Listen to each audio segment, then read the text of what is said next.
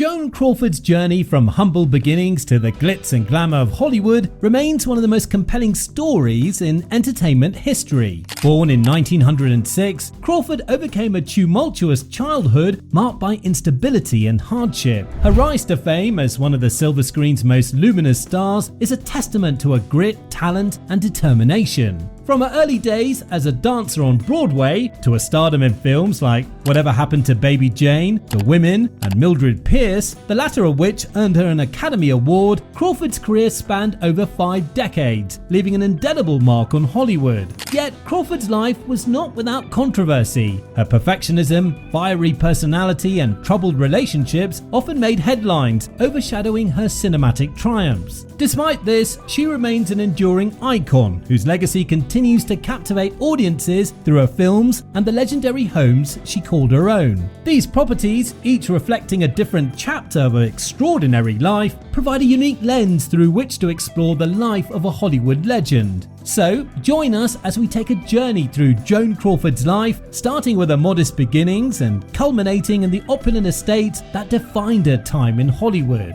Joan Crawford's story began in the unassuming town of San Antonio, Texas, where she was born into modest circumstances. Her father left the family shortly after her birth, leaving Crawford, her mother, and her brother to fend for themselves. The family's financial struggles took them to Lawton, Oklahoma, and eventually Kansas City, Missouri, where they lived in a laundry where her mother worked. Crawford's transient and often difficult upbringing left a lasting impression on her. She later recounted her childhood as one marked by deprivation, instilling in her a lifelong aversion to disorder and uncleanliness. As a teenager, Crawford attended a boarding school where she worked to pay her tuition. Her drive and ambition were evident even then, traits that would propel her to leave her challenging past behind and set her sights on Broadway and eventually Hollywood. When Joan Crawford arrived in Hollywood in the mid-1920s, her accommodations were a far cry from the luxury she would later enjoy. She began her journey at the Hotel Washington in Culver City, a modest establishment where she lived for 6 months. Reflecting on this period, Crawford once said, "I didn't really want to go to sleep at night, and I was anxious to wake up early every morning because every new day held promise." While the hotel has since been renovated and rebranded as the Pally Hotel Culver City, it remains a landmark tied to Crawford's humble beginnings. Crawford's determination and talent quickly caught the attention of MGM executives, and her rise in the film industry was meteoric. Soon, she was trading in her modest quarters for the lavish homes that would come to define her Hollywood story. In 1929, Joan Crawford purchased a sprawling Georgian-style estate in Brentwood, Los Angeles for $57,000. Nicknamed El Jodo, a playful combination of her name and that of her then-husband, Douglas Fairbanks Jr., the property became synonymous with Crawford's glamour and elegance. Despite their divorce in 1933, Crawford retained ownership of the estate and transformed it into a personal sanctuary. The home, which spanned over 11,500 square feet, featured 6 bedrooms and 10 bathrooms. Crawford's impeccable taste was evident in every detail, from the lush tropical landscaping that greeted visitors at the entrance to the opulent interiors adorned with green and gold silks and brocades. The estate also boasted a badminton and tennis court, a swimming pool, and a playhouse equipped with a ping-pong table and bar. Now, one of the most memorable moments in Crawford's career took place within the walls of El Jodo.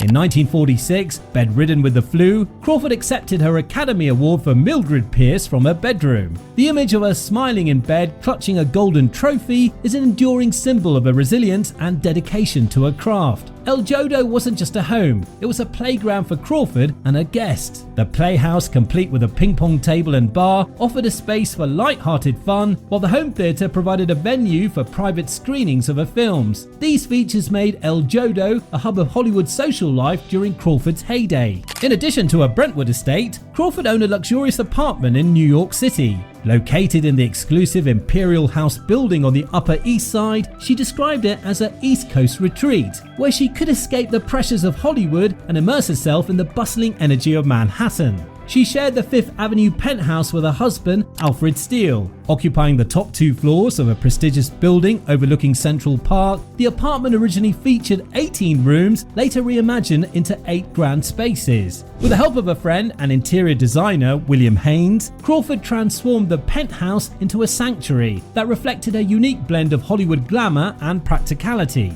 Bright colors, expansive windows, and built-in conveniences brought a California-inspired vibrancy to the heart of Manhattan. The centerpiece of the apartment was its free-flying staircase, punctuated by large green plants and crowned with a skylight. Sunlight flooded the interiors, bouncing off white carpets and pastel furnishings, creating an inviting and luminous atmosphere. Even the office space embraced light and cheerful tones, a departure from the darker, more somber aesthetics common in New York apartments of the era.